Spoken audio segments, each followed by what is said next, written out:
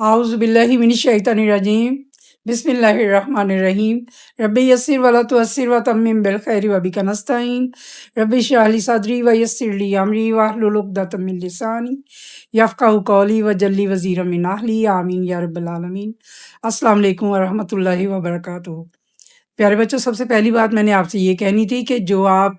کے اسکول میں کتابیں لگی ہوئی ہیں نا، وہ ضرور آپ خرید لیں اور ان سے مدد لیں۔ وہ بہت عظیم اساتذہ کرام نے ترتیب دی ہیں، اور ساتھ ساتھ آپ یہ والا بھی کام، یہ اتنا اس طرح سے تو میں آپ کے آمنے سامنے نہیں ہوں، میں آپ کو نوٹس نہیں آپ کے چیک کرتی جو میں پڑھاتی ہوں، تو اس طرح سے یہ کارگر نہیں ہوتا کام۔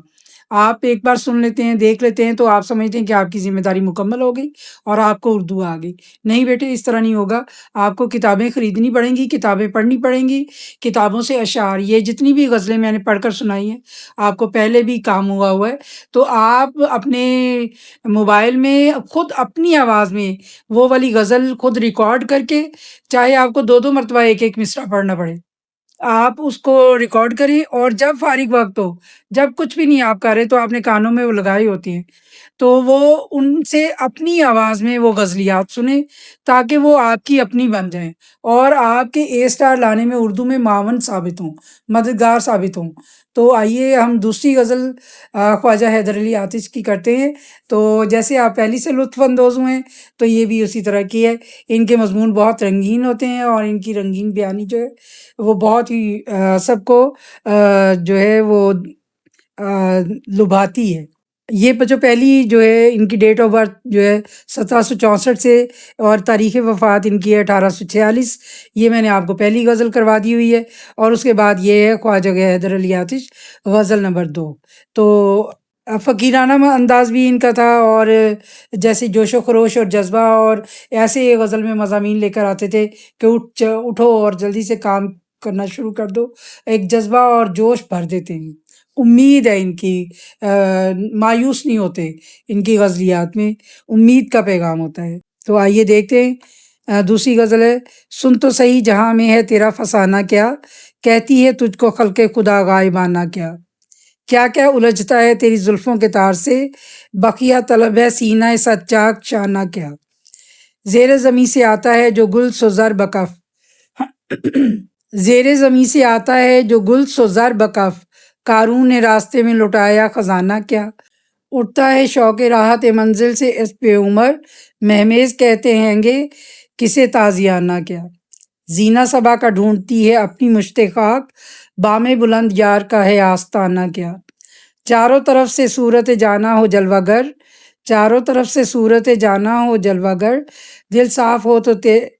دل صاف ہو تیرا تو ہے آئینہ خانہ کیا،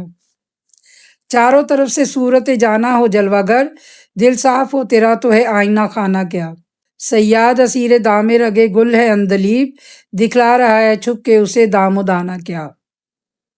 طبل و علم ہی پاس ہے اپنے نہ ملک و مال، طبل و علم ہی پاس ہے اپنے نہ ملک و مال، ہم سے خلاف ہو کے کرے گا زمانہ کیا، آتی ہے کس طرح سے میرے قبض، آتی ہے کس طرح سے میرے قبض روح کو، آتی ہے کس طرح سے میرے قبض روح کو، دیکھوں تو موت ڈھونڈ رہی ہے بہانہ کیا، ہوتا ہے زرد سن کے جو نامرد مدعی، ہوتا ہے زرد سن کے جو نامرد مدعی، رستم کی داستاں ہے ہمارا فسانہ کیا، ترچھی نگاہ سے طائر دل ہو چکا شکار، ترچھی نگاہ سے طائر دل ہو چکا شکار، ترچھی نگاہ سے طائر دل ہو چکا شکار، جب تیر کج پڑے تو اڑے گا نشانہ کیا،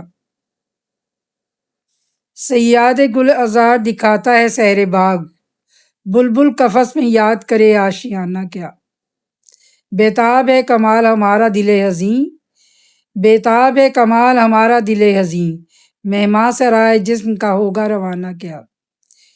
یوں مدعی حسد سے نہ دے داد تو نہ دے، یوں مدعی حسد سے نہ دے داد تو نہ دے، آتش غزل یہ تو نے کہی عاشقانہ کیا۔ یہ بچوں ابھی صرف اس کی پڑھائی کی ہے میں نے، انشاءاللہ تعالیٰ اس کی تشریح بھی کریں گے، اور آپ اس کو خود پڑھیے۔ آپ دیکھیں میں نے بہت پہلے پڑھی ہوئی ہے، اور مجھے اساتذہ کرام نے بھی پڑھائی ہوئی ہے، تو مسز زبیر نے، اللہ تعالیٰ ان کو ہمیشہ خوش رکھے۔ تو آپ دیکھیں کہ بہت سے اشعار مجھے اس کے زبانی بھی آتے تھے، لیکن پھر بھی میرے لیے اس پر اس طرح سے آپ کو پڑھانا اتنا آسان نہیں رہے گا، تو دیکھنا پڑے گا دوبارہ سے۔ تو آپ بھی، کیونکہ آپ تو پہلی بار پڑھ رہے ہیں اور آپ اردو لٹریچر پڑھ رہے ہیں بچوں، اردو اعلیٰ پائے کا ادب پڑھ رہے ہیں، آپ سوچیں تو آپ کو اس لیول پر، اس پر مقام پر آنا پڑے گا جو شاعر کی ذہنی سطح ہے، اس کے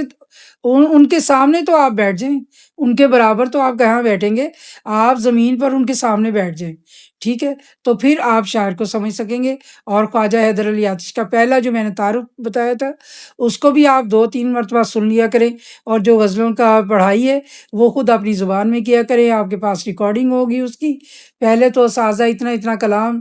یاد کر لیتے تھے زبانی، ان کو اپنا بھی ہوتا تھا۔ آپ نے بہت سے بڑے شاعروں کو دیکھا ہوگا کہ جب وہ اپنا کلام سناتے ہیں تو وہ زبانی پڑھ کر سناتے ہیں، تو زبان کی بچوں بہت مہارت ہوتی ہے۔ حضرت عمر رضی اللہ تعالیٰ عنہ کو 4000 اشعار زبانی یاد تھے، آپ سوچیں تو کیا ان کا حافظہ تھا۔ اور یہ نہیں کہ انہی کا حافظہ، اس وقت کے تمام لوگوں کا، ان کو اپنی اونٹنیوں کے بچوں کے شجرہ نسب یاد تھے، یعنی کہ یہ فلاں کا بچہ ہے، یہ فلاں کا بچہ ہے۔